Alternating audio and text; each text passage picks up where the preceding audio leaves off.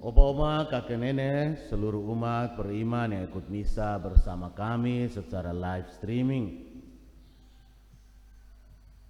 Apa sih yang kita utang kepada Yesus?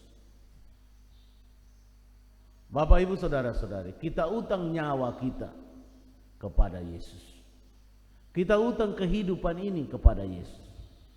Karena Yesuslah yang memikul dosa dan salah kita, terutama bukti nyata dalam jalan salib kehidupannya sampai ia wafat di salib.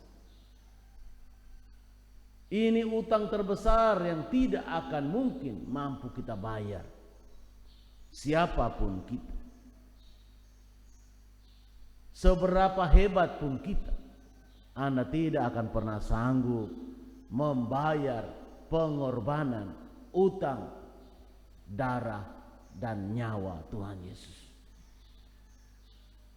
Maka Bapak, Ibu, Saudara-saudari umat beriman Kristiani yang Romo kasihi, dalam kehidupan kita Yesus senantiasa meminta kita untuk supaya hidup, untuk supaya melakukan segala sesuatu demi tujuan hidup yang lebih baik. Tuhan Yesus senantiasa akan membantu kita.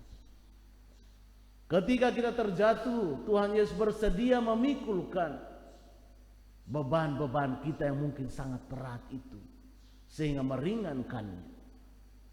Ketika kita berada dalam situasi sakit penyakit, Tuhan Yesus datang sebagai perawat, sebagai dokter untuk menyembuhkan sakit penyakit kita. Ketika kita berseru kepada namanya, Dia datang dan hadir. Ketika kita berada dalam situasi hidup yang sangat berat, beban-beban hidup yang sangat berat, berserulah kepada Yesus. Tuhan Yesus, tolong pikulkan salib kehidupan ini. Maka Dia akan datang dan memikulkan salib itu untuk kita. Maka saudara-saudariku yang terkasih, dalam banyak permenungan orang katakan bahwa ketika dalam situasi-situasi sakratul maut, situasi beban hidup yang tak terpikulkan, kita melihat bahwa hanya ada dua jejak kaki saja, kaki kiri dan kaki kanan. Padahal kata Yesus ada bersama dengan kita, jalan bersama kita. Tetapi mengapa hanya ada dua jejak kaki? Ternyata karena pada saat itu yang nampak di tanah adalah hanya jejak kaki Yesus, dan Dia memikul kita, Dia menggendong kita. Dalam situasi-situasi berat seperti itu, itulah Tuhan hadir. Maka Bapak, Ibu, Saudara-saudari umat beriman yang terkasih dalam Kristus, berbanggalah bahwa kita punya Tuhan yang hidup sampai hari ini. Bersukacitalah bahwa kita punya Tuhan yang peduli kepada kita sampai detik ini. Dia tidak membiarkan kita berjuang sendirian. Maka untuk saudara-saudariku yang mengalami kegagalan dalam pekerjaan, serahkanlah, mintalah Tuhan untuk membuka pintu berkat, pintu pekerjaan sesuai dengan kehendak Tuhan, dan bekerja keraslah. Carilah dahulu kerajaan Allah, dan yang lain akan ditambahkan kepadamu. Jangan mengandalkan kekuatanmu sendiri, andalkanlah Tuhan.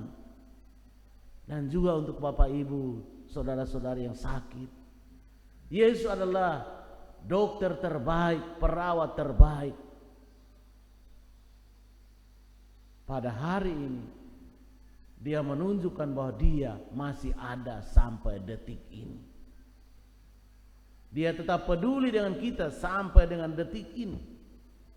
Maka sekedar berdoa dalam bacaan ini tadi kita dengar, tapi kita tidak berdamai dengan saudara kita, tidak ada guna. Maka doa Bapa kami begitu penting.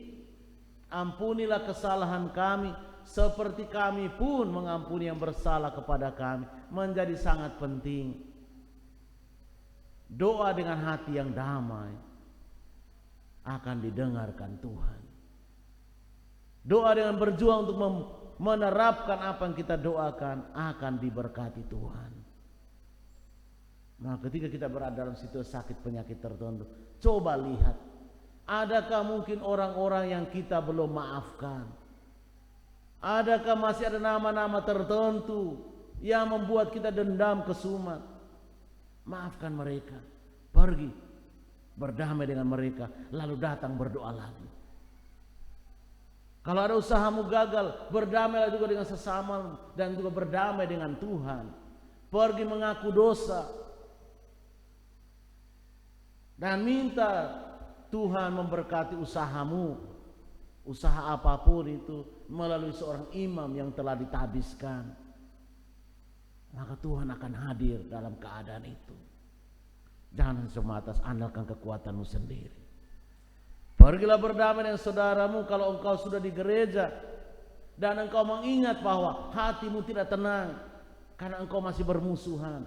Maka berdoamu, persembahanmu yang engkau berikan tidak berarti itu. Tidak ada gunanya. Hidup keagamaan kita harus lebih baik daripada orang-orang munafik, ahli Taurat, Farisi. Hanya sekedar pamer. Iman untuk pameran tidak berguna. Yang paling penting adalah untuk diri kita masing-masing, masuk ke kedalaman hati kita, relasi dengan Tuhan yang kita imani. Di situ lebih penting. Maka mari di jalan salib yang kedua hari ini, Jumat Prapaskah yang kedua ini, kita sungguh-sungguh melihat kembali bahwa ternyata Yesus sudah berkorban begitu banyak memikul salib kita. Kita berutang nyawa kepadanya. Kamu tidak keluar dari sini kalau kamu belum lunas membayar utangmu. Kapan lunas? Saat kita mati nanti. Itu baru lunas. Hidup ini singkat. Gunakan kesempatan yang singkat ini untuk tetap berada dalam lingkaran Kristus. Tuhan memberkati kita. Amin. Amin.